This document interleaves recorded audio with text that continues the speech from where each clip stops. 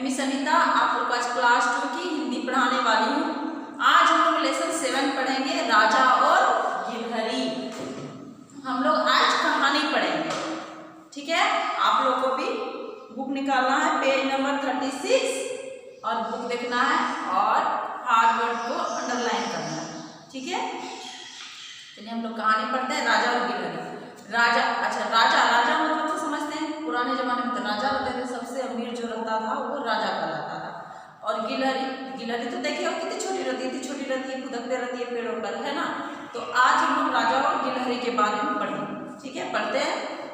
एक राजा था, वह बहुत घमंडी था। राजा कैसा था? घमंडी था। राजा सोचता था कि वह दुनिया में सबसे ताकतवर मतलब बलवान, है ना, सबसे ज्यादा अपने आप को ताकतवर समझता था। कौन? राजा।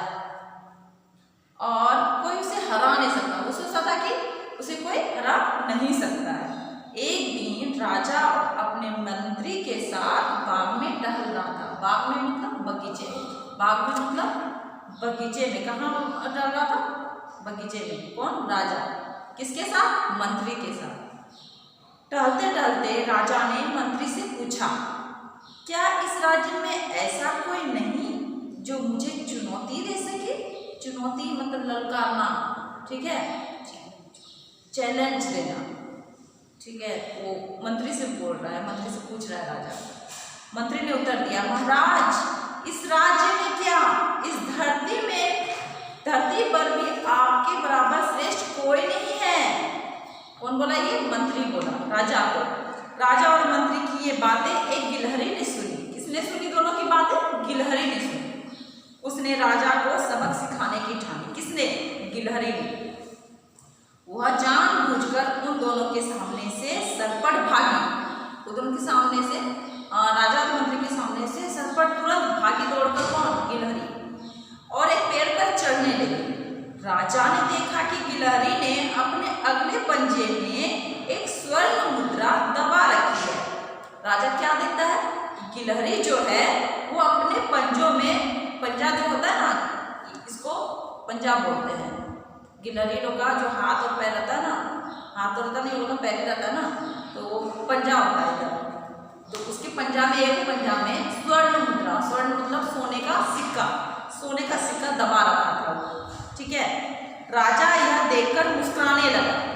राजा को मुस्कुराता देखकर गिलहरी गाने लगी, मेरे पास इतनी दौलत राजा, तेरे पास है कितनी राजा, मुझको ऐसे क्यों ताकता है, क्या मेरी दौलत से जलता है? कौन गाया ये? गिलहरी।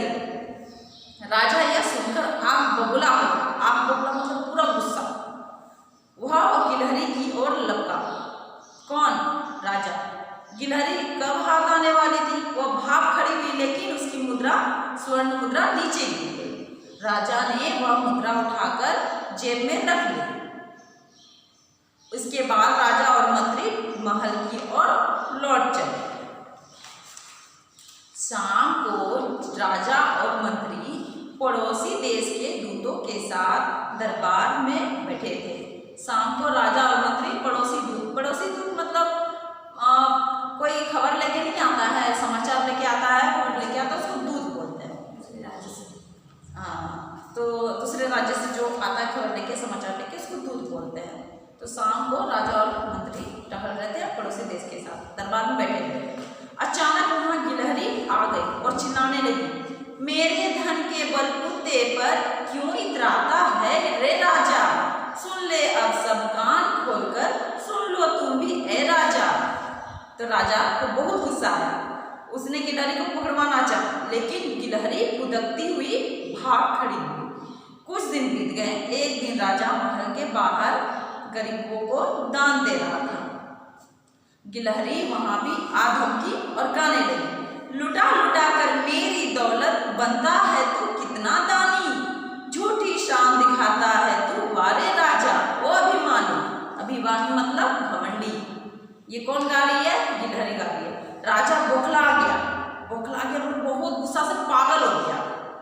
उसने आदेश दिया कि इस गिलहरी को पकड़कर लाया जाए। किसने आदेश दिया? राजा ने।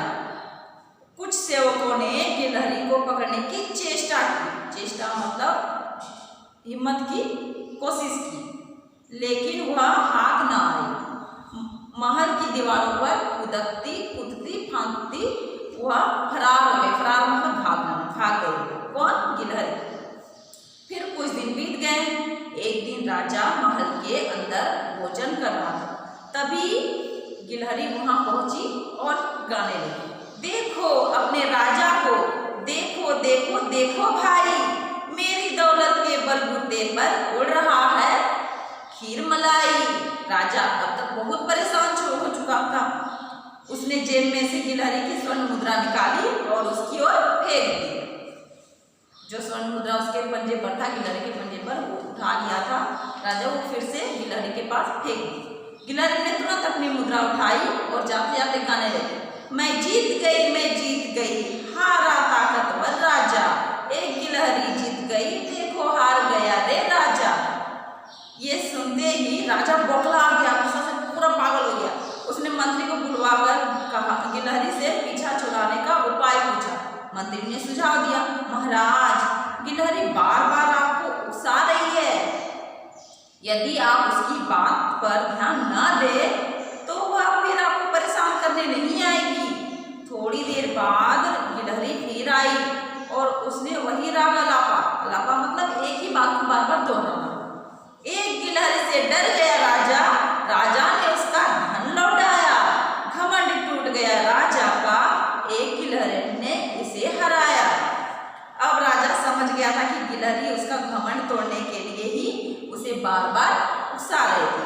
इस बार वह गिलहरी को देखकर चुपचाप मुस्कुराता रहा। यह देखकर गिलहरी को अचंभा हुआ।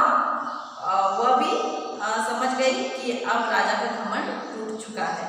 गिलहरी वहां से मुस्कुराते हुए चली गई। इस कहानी को किसने लिखा है? मनोज दास ने। ठीक है, इस कहानी में हमको क्या समझ में आया कि घमंड नहीं करना चाहिए। कभी न कभी घमंड तो चूर हो ही जाता है। तो ये गिलहरी सबक सिखा दी राजा को। इस कहानी को आप लोग फिर से सुनिएगा, बुक है तो बुक पढ़िएगा, और ये वर्ड मीनिंग इसमें है, बुक में भी है। इसको पढ़ के याद कीजिएगा। और ठीक है, थैंक यू।